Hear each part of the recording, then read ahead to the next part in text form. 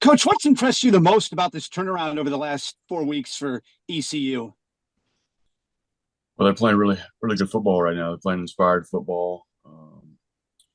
Much improved team. You can see that the level of confidence they're playing with um, has increased with each win that they've had, and impressed with the coaching job that Blake Harrell's done since taking over. Um, well coached. They're playing hard, and they're playing inspired football right now. What's his style of defense? I know you've played against his teams Mhm. and known about him for a while. What type of style does his defense play?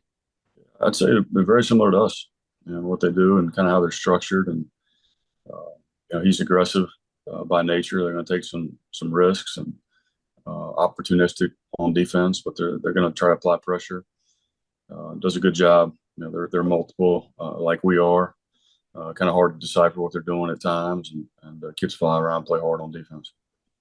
Also, they've had a nice mix in their offense, putting up a lot of points over that stretch. Both the running back Harris and quarterback Hauser seem to really complement each other. They do. They're both playing really well. I think the running back's been here since I got here in 19. I swear he's been here for forever. He's a really good player. I think the offensive line is playing much better. I think than they did early on in the season. They're playing really well, and the quarterback has been lights out in the last 4 games. I think they've been over 500 yards of offense each of those games, and obviously scoring a lot of points. So they're hitting their stride. They're peaked at the right time. That's for sure. And finally, what do you like about your team right now? What you've seen coming off the bye week, coming into this week? I like the way we attacked the bye week, but coming off of a tough loss, obviously, and sometimes there's a hangover from those kind of things, and it didn't feel like there was. Our kids had a great attitude. The energy was good. That was productive bye week in a lot of ways for us. Thanks, Coach. Good luck. Thanks, Scott. Wags. So, what else do you think East Carolina is doing better? What during this 4-game winning streak that they didn't do earlier in the season when they had 2 back-to-back losses were pretty ugly, and that's when Mike got fired. Yeah. I think they're playing much better offensively. Wags. They've been really balanced. They've been able to run the ball effectively, which opens up some things for them. And I think the quarterback's playing really well right now, and if you got good skill around them, well, you got 2 big time receivers. I think obviously the running back is a problem. Anytime you're able to be balanced like that, it's tough. And they play with tempo, a lot like South Florida in regards to how fast they go, and that's challenging for a defense. They spread you out, do some good things schematically, make it tough on defenses. So, what is it about Hauser? What do you think he does well?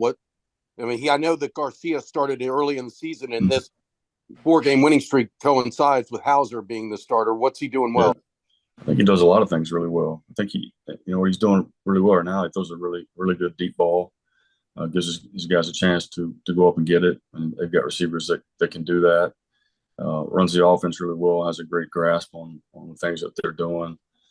Is able to take what the defense gives him, and at times, they'll ask him to run the football, and he does that pretty effectively as well. I just think he's playing at a high level, in everything that he does right now in regards to managing and running their offense and doing it at a really high level.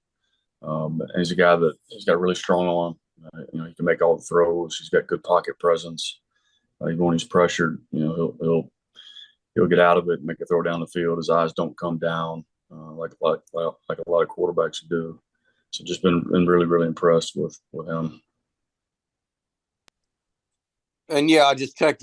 Harris was named American Athletic Conference Rookie of the Year in 2020. So he has been around. He's been around for a while. What is it about Harris? He's obvious, kind of a combination of power and speed, isn't he? He is. Yeah, he's a big physical running back. When he gets to second level, can make people miss. He's fast. He's the total package. He catches the ball in the backfield when they ask him to do that as well. He's just a really good all-around back with good size and speed. So Navy has never lost down there at East Carolina. Kind of an oddity, but What can you say about that? I know you've been part of some of those wins down there. What kind of an oddity what is it, 5-0, Strauss? You're correct. Yeah, I didn't realize that. Since I've been here, the games in East Carolina have always been really, really good games. Whether it was there or whether it was here, they do get a lot of support. I'm sure they'll have a nice crowd on Friday. It's senior day for them. Their last home game, and so I'm sure they'll be amped up. It's not an easy place to play. I know that.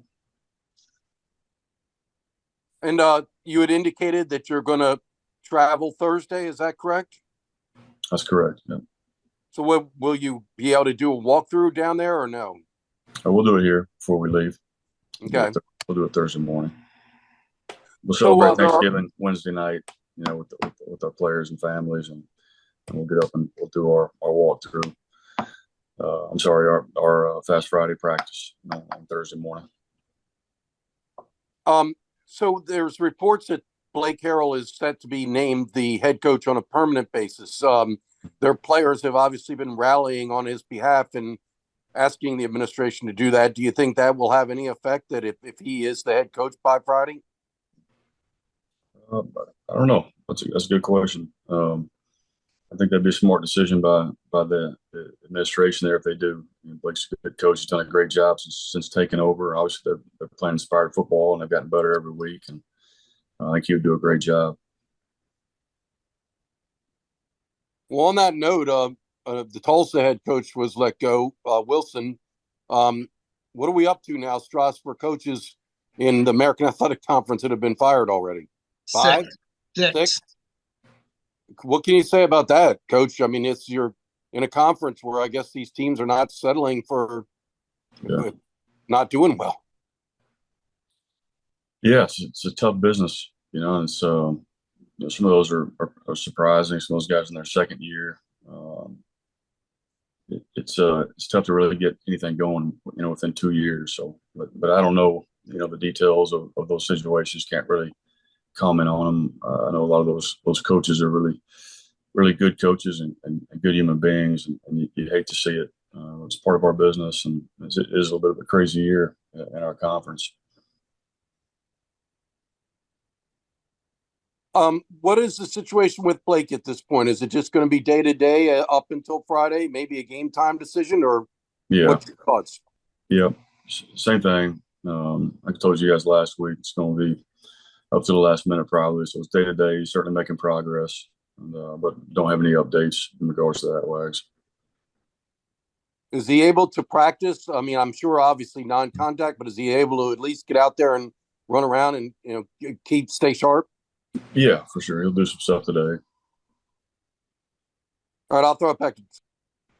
Just a couple of notes that we were talking about. Harris missed the 2022 season with a knee injury. And then the last 2 games in Greenville that coach has been a part of, 2022, we won by 3 points in double overtime. And in 2020, we won by 4 points. So they have been very close games. Scott Wyckoff. Coach, what does a player like a Thomas Scully mean to your team? A senior who switches positions when a new position's created last year, and now this year really fighting each week to be a starter. What does he mean, kind of playing in the shadows of some other guys who might get some of the notoriety? Yeah, I mean, he's been outstanding. He's a great example of a guy that has embraced his role, and he's had a couple of different ones. Obviously started on the defensive side of football, and one of those guys that is unselfish as they come, wants to do anything he can to help the football team, and when that tight end room embraced it, gives us everything that he has, and just a great example of a program guy that just wants to win games as well and do whatever it takes to help his teammates and his team do that.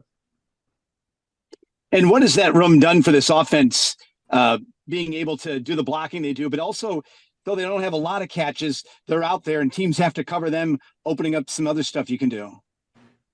Yeah, well, and we're still, we developed that room, and didn't use a tight end much, the previous year, and it's something that was important to me. I think we need to be able to do that, and there's a lot of guys in that room that migrated from other spots and other positions, and so it's that room in general is a lot like Scully. You know, a bunch of unselfish dudes just want to do what they can to help our football team. And it's a group that you see doing a lot of good things. You've seen a lot of improvement over the course of the year. Didn't play particularly well last week. The week before, I thought they played outstanding. And, you know, Cody Howard's been up and down with injuries. And so Jake and Scully have done a really nice job. And so there's no better kids in our program than those guys. No players are as unselfish as those guys in our program. And that's reflected in that room as a whole. Good deal. Thanks, Coach. Thanks, Scott. Wags. Obviously, you need a little bounce back from the offense. Have you been pleased with what you've seen here during the bye week, and as far as getting things turned around?